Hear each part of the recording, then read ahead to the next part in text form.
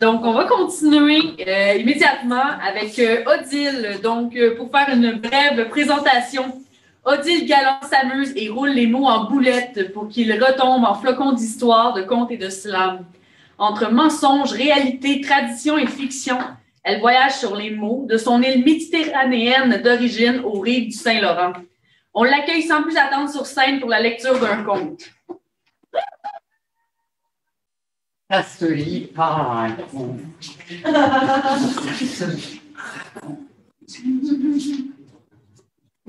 Vous savez, moi j'aime bien. Pas très loin, il y en a plein, hein, des Français. Sauf que moi, je ne suis pas vraiment français. Je suis corse. Je vais vous raconter une histoire qui est arrivée dans mon île, sur ma belle île.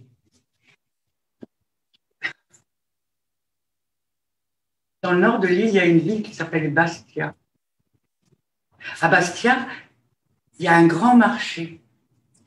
Le marché s'allume tous les matins à 6 heures du matin, juste sur la place qui est en bas de l'église. C'est magnifique, sous les platanes, des arbres qu'on n'a pas ici. Mais c'est pas grave. Un jour, il est arrivé. C'était un petit bonhomme. Un petit bonhomme, vous savez, là, qui avait l'air de rien. Juste qui venait de loin. Les gens n'ont pas fait attention.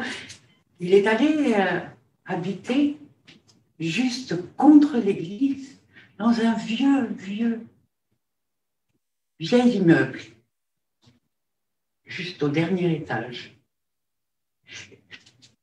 Son appartement minuscule avait une belle fenêtre qui donnait sur le toit de l'église. Alors, il regardait le toit de l'auge d'ardoise et il voyait les pigeons qui s'en allaient.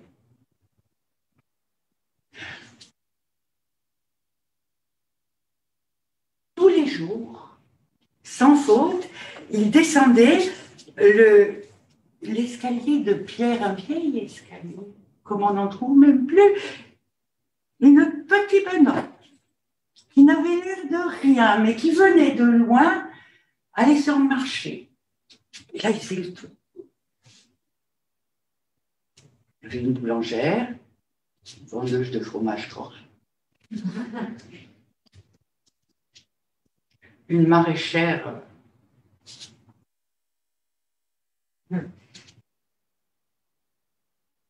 Je ne dirais pas. Et un groupe. Le petit bonhomme qui n'avait l'air de rien et qui venait de loin, à qui on parlait peu. Ce jour-là, allez savoir pourquoi. Il est arrivé avec son grand cabas. Il est passé d'abord chez la boulangère qui lui a dit « Bonjour, mon petit monsieur. Ça va bien ?» Ah, oui, ça va bien. Vous êtes sûr? Oui, ça va bien. Je voudrais une baguette. Vous êtes sûr? Parce qu'on dirait que vous pouvez quelque chose. Il a pris sa baguette, il l'a mis dans le cabas, il a payé la boulangère et il est reparti. Il a acheté du brooch.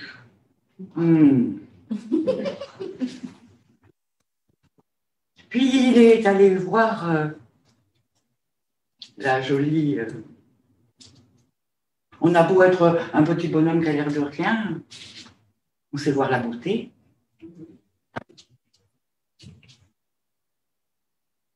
Bonjour mon petit monsieur. Bonjour. Quand on vient de loin, on ne sait pas toujours comment s'y prendre. Alors, il s'y est pris en achetant quelques patates, quelques carottes, un avot et des poireaux. Ça va bien? Ben oui, ça va bien. Vous êtes sûr? Ben oui.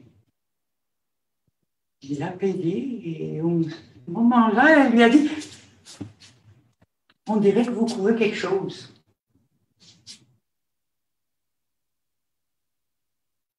Ça a commencé à lui rentrer dans la tête quand il est allé chez le boucher. Bonjour mon petit monsieur. Ça va bien? Bien. Vous avez l'air de venir de loin? Je viens de loin. Et vous êtes sûr que ça va bien? Oui, je voudrais un beau steak dans l'araignée. C'est le meilleur morceau du passe.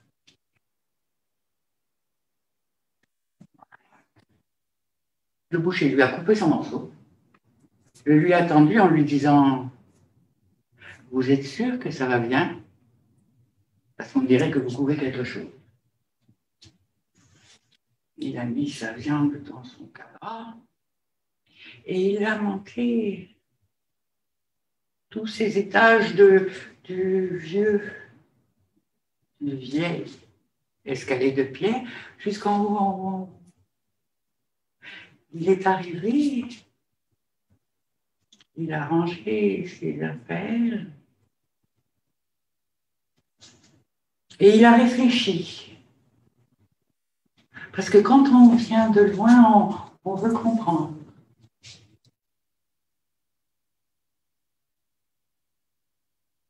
Une fois qu'il a eu vraiment tout rangé, il a jeté un œil sur le toit de l'église. Les cloches se sont mises à sonner à la volée et la volée aussi des pigeons. Alors là, c'est dit, puisqu'ils me l'ont dit et répété aujourd'hui, il s'est installé.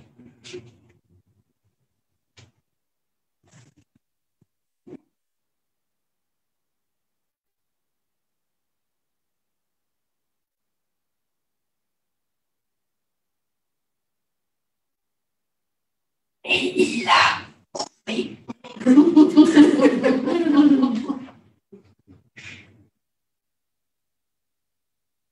Ça faisait un moment qu'il était là. On ne sait pas vraiment combien de temps. Finalement, quand on vient de loin, des fois, le temps, il change aussi.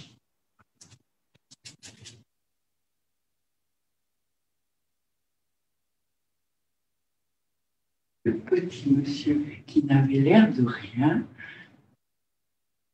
a entendu. Il a entendu comme un bruit. Il a entendu quelque chose. Il a regardé à gauche, à droite, juste là. Juste là. À côté de lui, il y avait quelque chose. Il a bien regardé. Le petit monsieur qui n'avait l'air rien était tout étonné. C'est un petit quelque chose. Il s'est dit, oh, c'est formidable.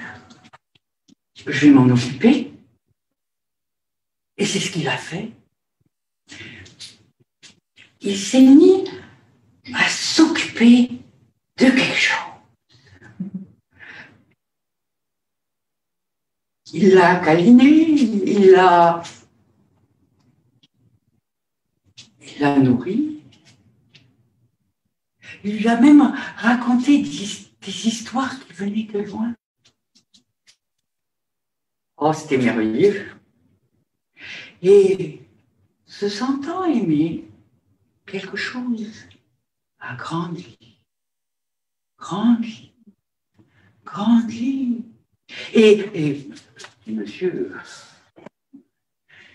l'air de rien, s'est bien rendu compte que quelque chose n'allait pas.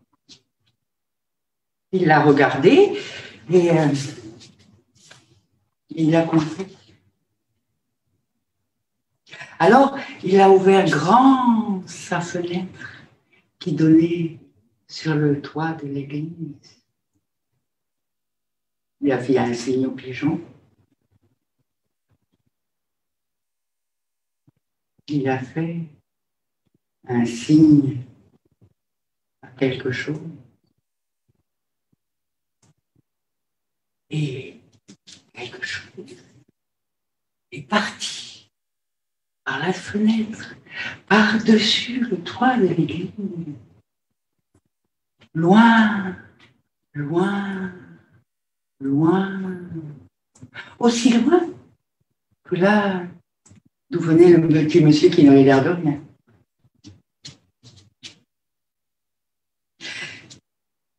Le petit monsieur, qui n'avait l'air de rien, mais qui venait de loin, est descendu avec son cabas faire son marché.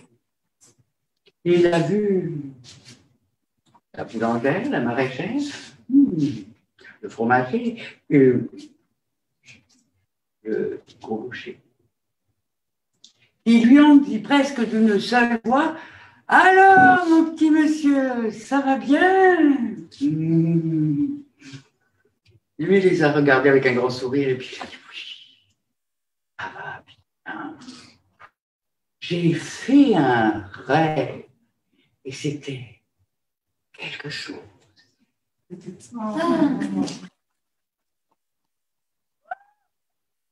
Un grand merci à Odile Galland pour ce conte très, très, très imagé.